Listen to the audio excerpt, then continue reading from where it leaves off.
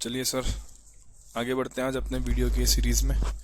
2013 का पेपर आपके सामने है। मैं कोशिश करूंगा अपने इस वीडियो में हम लोग 13 और 14 2 साल के एग्ज़ाम पेपर्स की थ्योरी को कवर कर लें। चलिए फटाफट आगे बढ़ते हैं हमारे क्वेश्चंस के साथ में। पहला question, when a new partner enters in partnership firm, what is called the amount that he brings to receive share in firm's asset and profit।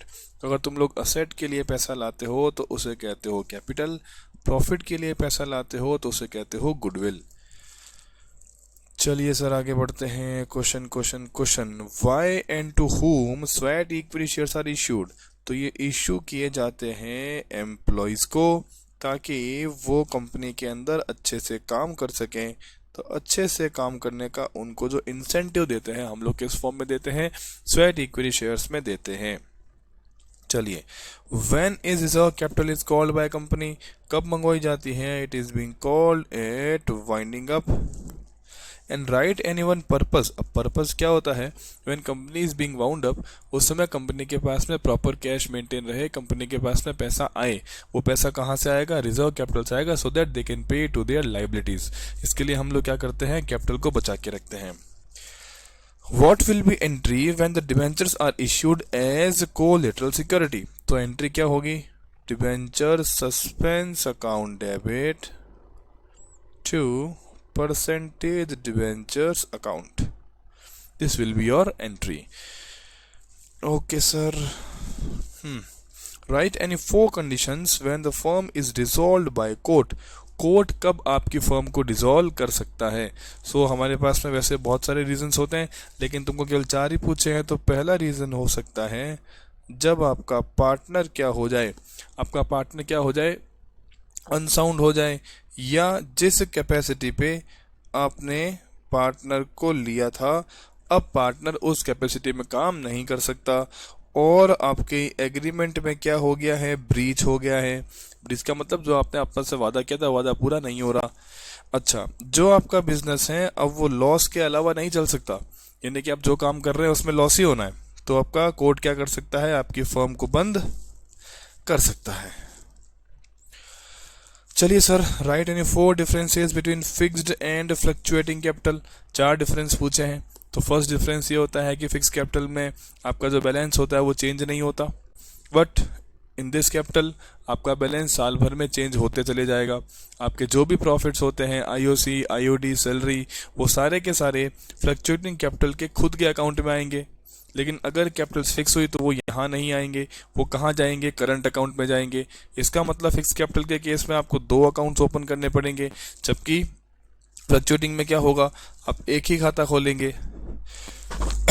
और जो फिक्स कैपिटल्स होती है वो आपके पार्टनरशिप डीड में मेंशन्ड होती है, लेकिन फ्लक्चुएटिंग कैपिटल के केस में ऐसा कुछ भी नहीं होता। तो ये तुम्हारे 4 डिफरेंस यहाँ से आ जाते हैं। चलो सर, और क्या क्वेश्चन है सर, और क्या क्वेश्चन है, ढूंढते हैं क्या क्वेश्चन है।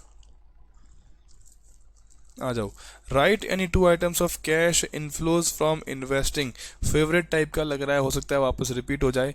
तो इन्वेस्टिंग एक्टिविटी के केस में आपको 2 कैश इनफ्लो दिखाने हैं, एसेट्स को बेच दो, इंटरेस्ट रिसीव कर लो।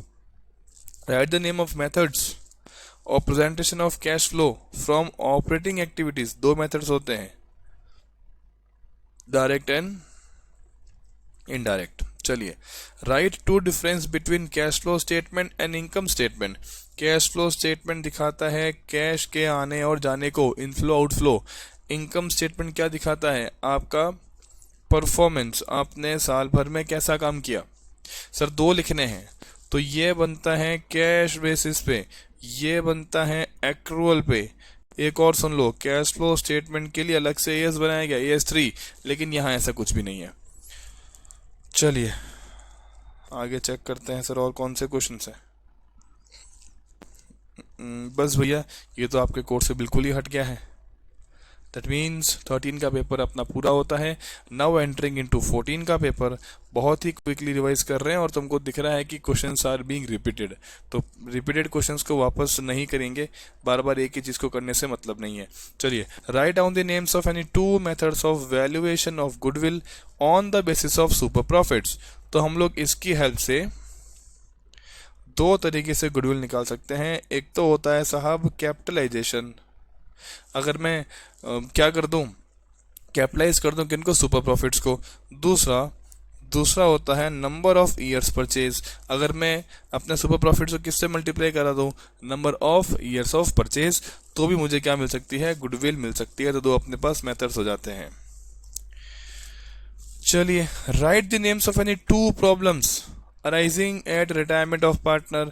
भैया आपको रीवैल्यूएशन करना पड़ेगा, गुडविल कैलकुलेट करनी पड़ेगी। बताओ भाई, write the names of two types of shares which a public company can issue, equity shares, preference shares. चलिए, how is discount on issue of shares shown in the balance sheet. Discount कहाँ show होता है, discount जाता है asset side में, assets के अंदर non current assets, non current assets के अंदर फिक्टिशियस असेट्स, बरोबर। चलिए सर आगे बढ़ते हैं। Right any to situations of illegal partnership. तो सबसे पहला, अगर आपके पार्टनर्स का जो मेंबर्स जो है अगर 100 से ज़्यादा हो जाए तो वो इलीगल हैं, और अगर आपका बिजनेस ही इलीगल डिक्लेयर हो जाए तो भी आप इलीगल हैं। सो बेसिकली इलीगल पार्टनरशिप का मतलब होता है वो पार्टनरशिप जो लॉ की नज़रों में लीगल नहीं है। वो इंस्टेंस कुछ भी हो सकते हैं। चलिए, write the names of any four items which are credited to the account of deceased partner while calculating the amount due to his legal heirs। तो आप क्या क्या आइटम देंगे उनको, आप उन्हें कैपिटल देंगे, उनके रिजर्व का हिस्सा देंगे, रीवैल्यूएशन का प्रॉफिट देंगे, गुडविल का हिस्सा देंगे, करंट अकाउंट का हिस्सा देंगे, जब उनकी डेथ होती है वहां तक के प्रॉफिट में हिस्सा देंगे। सो बहुत सारी चीजें लिख सकते हो, लेकिन ये तो केवल तुमसे 4 पूछ रहा है। चलो भाई, फटाफट चल रहे हैं, सब भगा भगा के चल रहे हैं, समय अपने पास कम है।